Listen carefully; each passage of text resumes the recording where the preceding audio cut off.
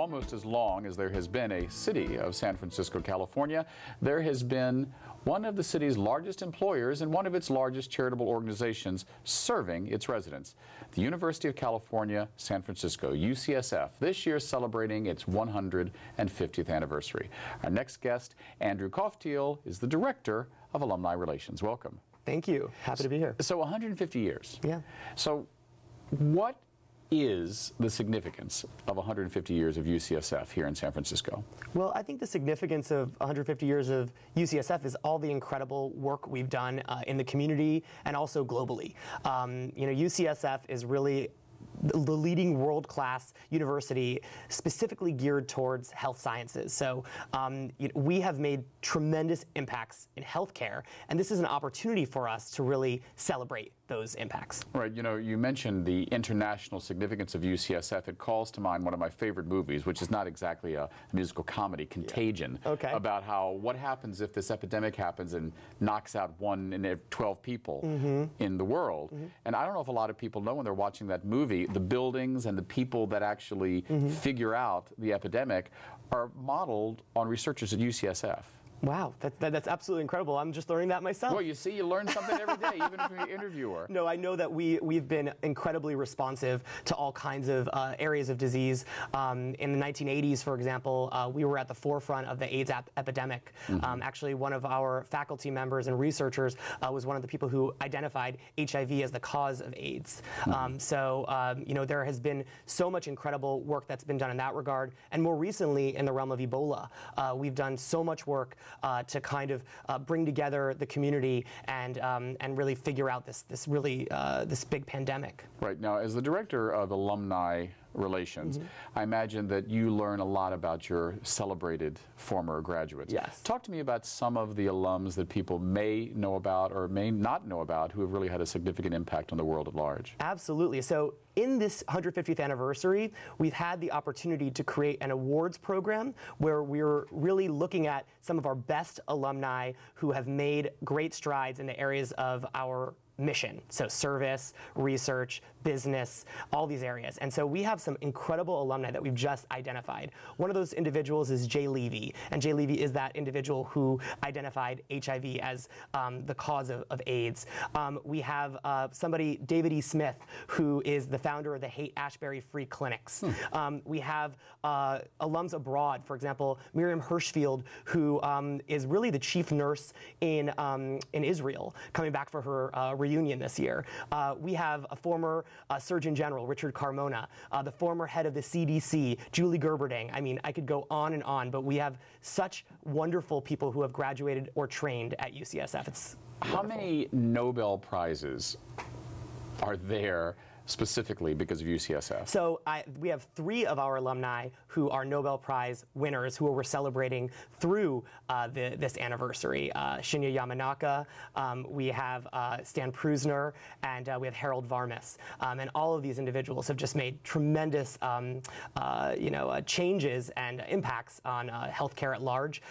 This year at our reunion, we'll actually be celebrating 3 of these Nobel laureates at a breakfast with the Chancellor. And this includes Elizabeth Blackburn and Mike Bishop, the former chancellor, as well as Stan Prusner. And we're so excited for that event. It'll be emceed by our former dean and alumna, Marianne Cota-Kimball. All right. Now, UCSF is not only, of course, of historical import and medical import here in the city, but, I mean, how much bigger can you guys get? I mean, it seems like every time I turn around, there's another UCSF building, and I just assumed, with all the construction going on in Mission Bay, which is incredible, oh, well, I guess Parnassus Heights is going to go away, but it's not. Yeah, we still have a tremendous amount of work to do in the healthcare arena, and there are just really complicated issues that we need to solve, and UCSF is at the forefront of that. So our expansion is really helping to address healthcare on a local level with actually serving members of our community, but also on a global level as our research has tremendous and widespread impact. We're also educating our students and trainees to become healthcare leaders around the world. So I think it's a very good thing for UCSF to be expanding. Right. Now, UCSF is the largest employer in San Francisco? It's actually the second largest after the city itself. Got it. Talk to me about the Mission Bay expansion. What specifically are those new facilities allowing UCSF to do that hitherto they have not been able to? Sure. So we're really excited about Mission Bay. It's been around for about 12 years, and we have our new hospital that's established at Mission Bay, focusing on women, children, and cancer. And that's specifically the Mark Benioff structure, correct? Well, it's actually, the Mark Benioff structure is focused on children, but also we have areas focused on women's and cancer as well at that hospital. We also have a neuroscience building on campus. We have a global health sciences building. We have a number of facilities related to cardiology. I mean, the list goes on. And so we really are focusing on specific disease areas on that campus as we're expanding buildings. Now, San Francisco, of course, has become known to the world as a place where not only politics but business come together in search and celebration of diversity. Talk to me a little bit about your work in the field of diversity, workplace diversity, but also among the student population and the medical community at UCSF. Yeah, so UCSF is really committed to diversity. It's one of the reasons why I love working there. I'm actually very privileged to be a part of the Chancellor's Council on Culture, Equity, and Inclusion, and we focus in a really serious way on diversity on campus. And we look at diversity very broadly to include every aspect of it. You know, we're talking about disability, we talk about sexual orientation, we talk about race, gender, really every area of diversity. And UCSF takes it very, very seriously. We have a vice chancellor of diversity and outreach. Her name is Renee Navarro. She is an alum as well. And our office in alumni relations partners very closely with Dr. Navarro's office to build programs that appeal to a broad constituency. In my case, I work specifically with alumni of diverse backgrounds. Yeah, I remember this past year when UCSF was one of a number of organizations, but the lead sponsor in the annual Bay Area Science Festival. Yes. One of the people very involved in it, and you'll have to forgive me, I forget his name now, but... Kishore? No, Kishore Hari I know very well, of course. But one of your scientists, a transgender scientist, talking about how his work was reflected in the animal kingdom. You know, issues of gender identity. It was the first time that I'd ever spoken with someone about that at that level.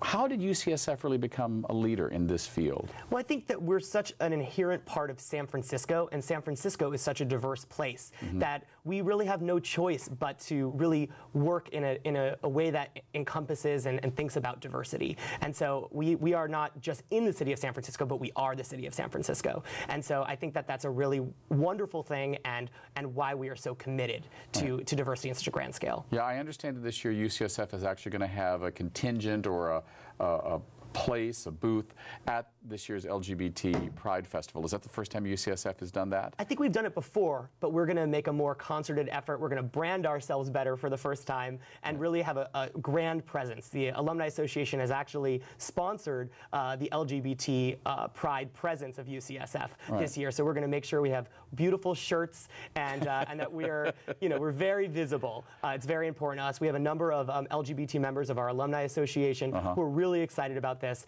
and we just love that partnership. Right. What is the best part of your job? Oh my gosh. I think the best part of my job is working with these incredible people to really impact the mission of this wonderful place. So, I mean, from the chancellor to our deans to all the executive leaders on campus, these people are unbelievable visionaries, leaders in their fields, and just incredible people to work with. But also our alumni are just at the top of their fields in every single area, and but are also very humble, and they make great impacts. Yeah, well, I mean, you're a great cheerleader for UCSF because, you know, energy is a big part of it. But I understand it's not just in your job you've got energy and you're kind of out there. You've got something else you do behind the scenes. Sure. Tell us a little bit about your secret life as a singer. Yeah, so I founded a group about 4 years ago called Scales of the City, and we're a 30-member a cappella group, and we sing songs from the 80s, 90s, and today. So we're a great group. Oh my God, it's my period. So, don't tell me you've got like Madonna and Cyndi Lauper doing a cappella stuff. I would love Cyndi Lauper, not yet, but we have Madonna. We have a wonderful Madonna medley, which is fantastic. You'll have to check us out on YouTube. But no, we sing all kinds of songs from Michael Jackson to the Backstreet Boys to the Killers. It's really a wonderful. The Killers? Yes. Boy, I'm dating myself now. Is this the first 80s-based a cappella group? I don't think it's the first in the country, but we are the only a cappella group I know of that are dedicated to the 80s, 90s, and today. So, I mean, did this idea just come to you one day while you were watching old MTV clips? I mean, what? So I was in a choir, in a classical chorus, and while we really enjoyed this group, we thought we wanted to sing something a little more current. So about 10 of us colonized this new venture, and we really didn't know where it would go, but it's become very formalized. We're now incorporated. We play gigs all around the city. It's a lot of fun. Right, Scales of the City. So, I mean, I don't want to ask you to sing something, but yeah, I will. I mean, can you give me a few scales of Madonna? Oh, I actually don't sing the Madonna song, so I can't. I'm so sorry. Yeah. But yeah, no. Let me think of a song that I sing in Scales of the City. I wasn't prepared. I don't know. I threw it at you. But I mean, if someone wants to hear Scales of the City, yes. where can they go? Go to www.scalesofthecity.com. Okay. And it's a wonderful group, and I hope everybody will check us out on YouTube. We got a few more minutes left. Yes. I want to get us back to Of course. UCSF in our last minute. In the 150 years of its history, what do you think was UCSF's finest moment?